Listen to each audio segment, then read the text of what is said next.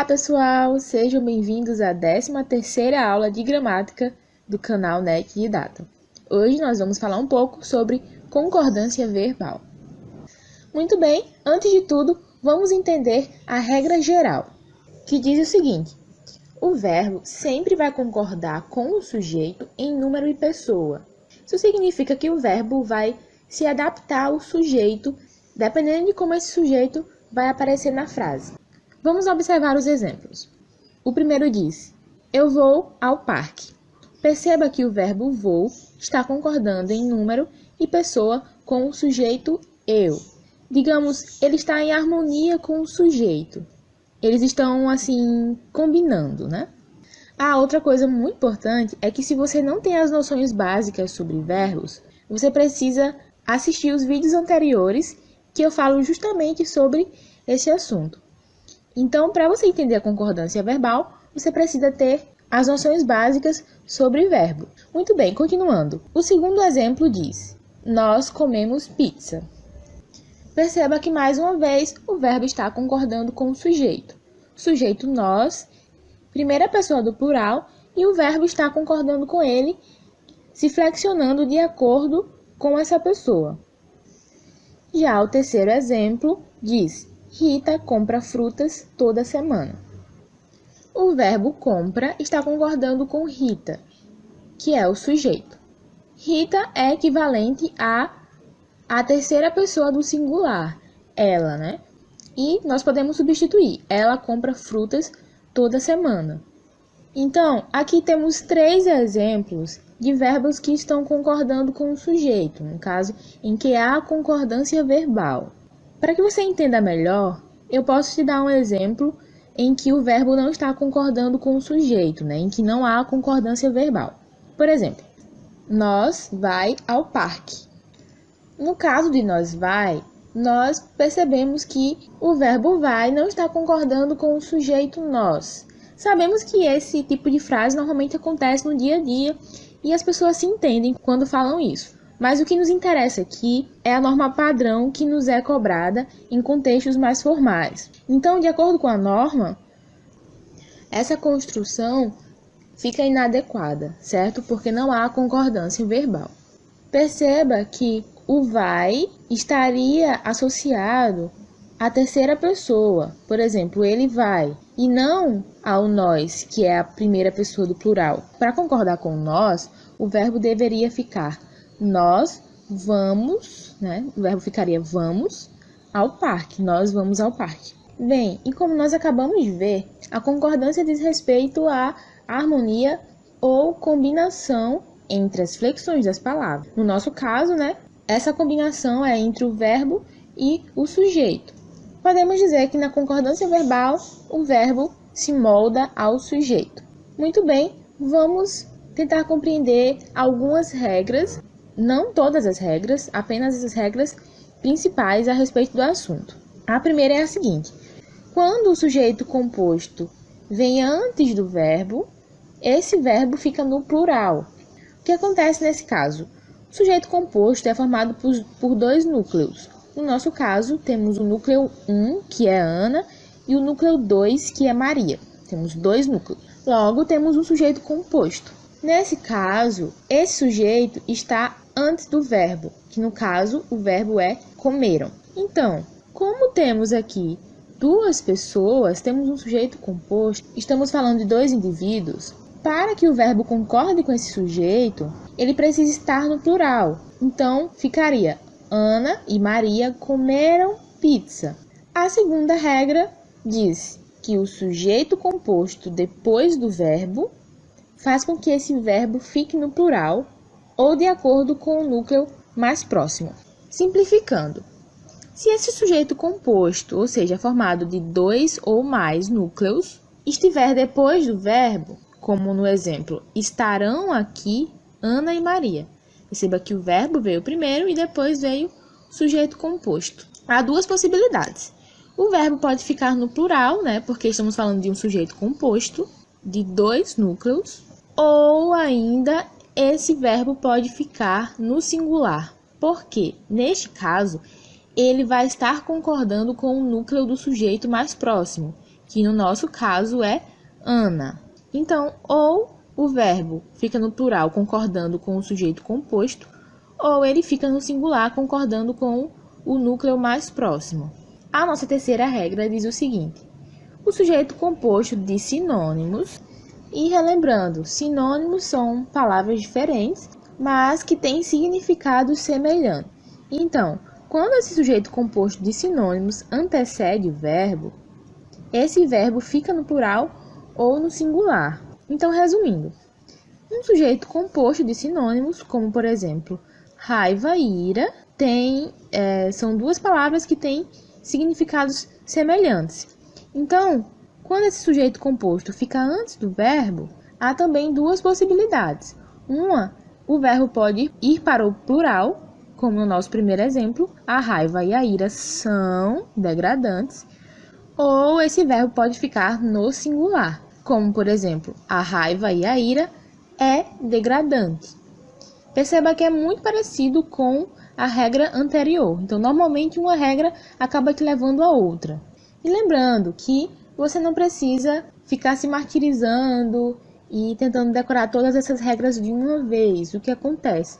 Até mesmo com a sua leitura ou com a prática de exercícios, essas regras vão sendo assimiladas na sua mente. E muitas vezes uma regra te leva a outra. Então, muitas vezes você pode usar da lógica para descobrir ou relembrar alguma regra.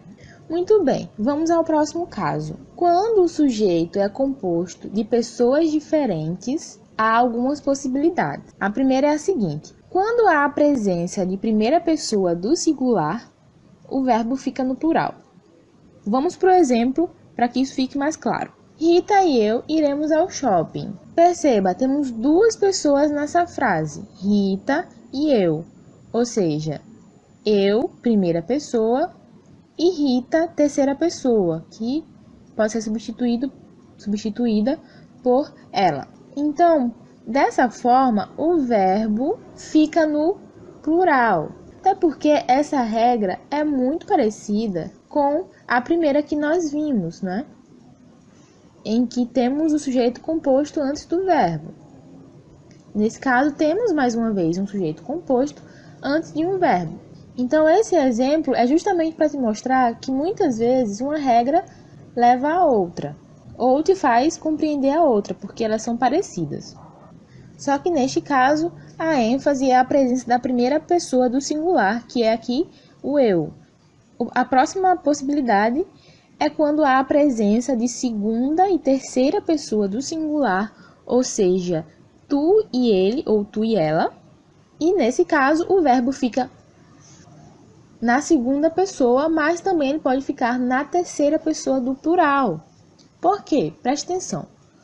Tu e ele, tu e ela, é um sujeito composto. Temos dois núcleos. Temos aqui a presença da segunda pessoa, tu, e da terceira pessoa, ela, do singular. Neste caso, o verbo ficou na terceira pessoa do plural, porque aqui ele está fazendo referência às duas pessoas. Já na outra possibilidade, temos a presença da segunda pessoa e da terceira pessoa do singular, e o verbo ficou no plural. Então, tanto no primeiro caso aqui, quanto no segundo, temos a presença da segunda e da terceira pessoa do singular. Mas há a possibilidade desse verbo ser na segunda pessoa do plural, o sois, ou na terceira pessoa do plural. No caso do segundo exemplo, receberão, tá?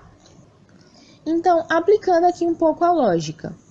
Neste primeiro caso, tu e ela sois a melhor dupla. Perceba que a pessoa que está falando, ela não está incluída na frase. Ou seja, ela está falando de outras pessoas. É como se a pessoa estivesse dizendo mais ou menos assim: vocês são a melhor dupla, tá? Um caso semelhante a esse.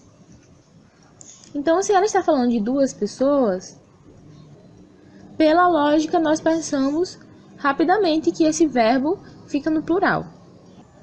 E por que esse verbo pode ficar tanto na segunda quanto na terceira do plural. Porque, além de estarem falando de duas pessoas, essas duas pessoas estão respectivamente na segunda e na terceira pessoa. Então, nada mais lógico do que o verbo ficar ou na segunda ou na terceira pessoa do plural, porque, como eu disse, estamos falando de duas pessoas. Pois bem, seguindo aqui para o nosso próximo caso, temos o sujeito coletivo. Que é um sujeito coletivo? Relembrando, é um sujeito que não é composto, mas que ele transmite a ideia de mais de uma pessoa. Quando nós dizemos, por exemplo, assim, a multidão. Quando temos a ideia de multidão, quando pensamos na ideia de multidão, pensamos rapidamente em muitas pessoas, não é?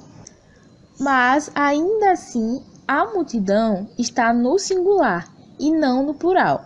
Se tivesse no plural, estaria as multidões, mas no caso, eu estou falando do singular, a multidão, que transmite a ideia de várias pessoas, de um coletivo. Então, é mais ou menos isso. Quando aparece esse sujeito coletivo, o verbo vai concordar com o sujeito, tá? Mesmo que esse sujeito represente mais de uma pessoa, como eu te disse, no caso de a multidão. Então, vamos para os exemplos. O primeiro diz assim: o grupo cumpriu a tarefa. Perceba que o grupo é um sujeito no singular, mas que ele nos faz pensar em várias pessoas, porque um grupo são várias pessoas. Só que, como eu disse, o grupo está no singular, então o verbo vai concordar com esse sujeito, ficando também no singular. Então, o grupo cumpriu a tarefa. E o segundo exemplo diz o seguinte: o grupo de crianças cumpriu ou cumpriram a tarefa. Neste caso, há uma característica específica que eu preciso explicar. Mesmo quando o sujeito no coletivo esteja no singular, se ele vier acompanhado de um substantivo no plural, o verbo também pode ficar no plural, porque ele pode concordar com esse substantivo. Foi o que aconteceu no nosso exemplo. Que pode ficar tanto o grupo de crianças cumpriu, porque o verbo cumpriu estaria concordando com o grupo, ou a frase também pode ficar o grupo de crianças cumpriram a tarefa, porque o verbo no plural estaria concordando com crianças, que está no plural. Prosseguindo, temos mais uma regra, que diz respeito aos substantivos próprios, mais especificamente os que estão no plural.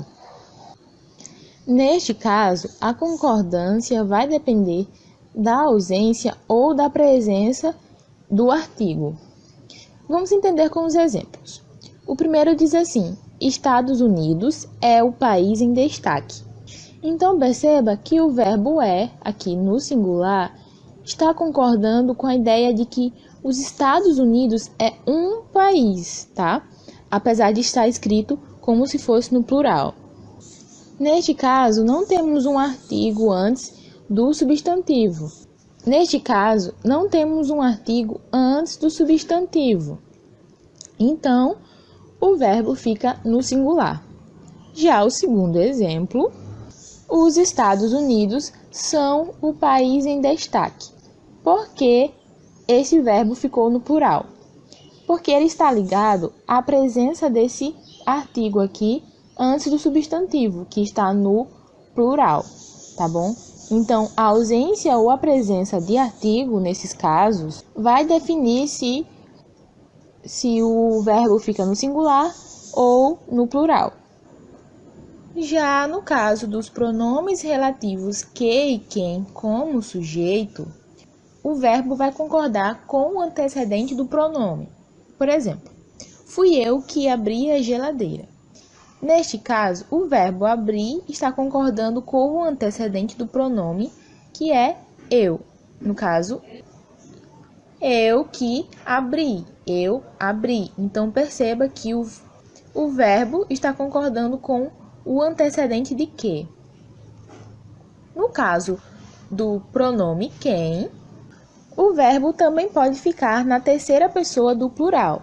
Por exemplo, pode concordar com o antecedente, né, igual o caso anterior. Fui eu quem abri a geladeira, eu abri, então concordando aqui, mas o verbo também pode ficar na terceira pessoa do plural. Por exemplo, fui eu quem abriu a geladeira, tá bom?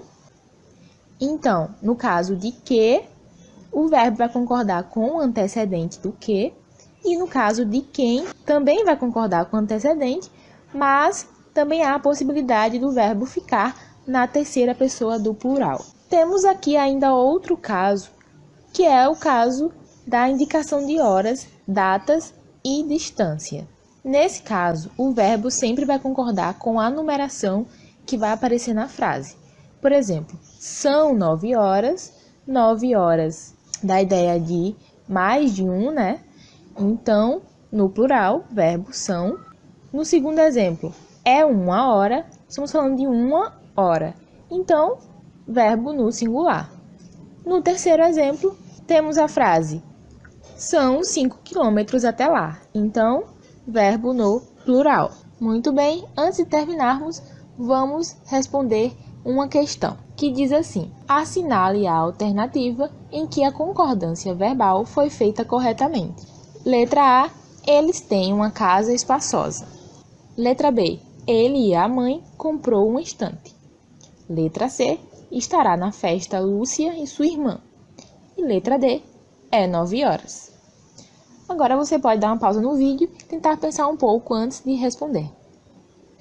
Muito bem, a letra A estaria correta se não fosse por um detalhe. O verbo aqui está no singular. Para este verbo ficar no plural, ele precisaria de um acentozinho assim. Um detalhezinho mínimo que, se você tivesse desatento, provavelmente passaria despercebido, tá? Então, nesse caso, a letra A está errada porque o verbo está no singular. Já a letra B não está certa porque ele e a mãe compõem um sujeito composto. E depois desse sujeito, temos um verbo no singular. E nós vimos que o sujeito composto antes do verbo faz com que o verbo fique no plural. Já a letra C diz o seguinte: estará na festa Lúcia e sua irmã. Perceba que temos um verbo antecedendo o sujeito. E esse sujeito é composto. Neste caso, o verbo está concordando com o núcleo do sujeito mais próximo, que é Lúcia. Então, a resposta certa é a letra C. A letra D não está certa, porque o verbo não está concordando com a numeração das horas. E vimos que, neste caso, o verbo concorda com a numeração, certo? Muito bem, assim terminamos mais uma aula. Espero que você tenha gostado e que você tenha aprendido. Não se esqueça de deixar o seu like, de compartilhar e também de deixar seus comentários, suas dúvidas e suas sugestões. É isso, muito obrigada e até a próxima. Tchau, tchau!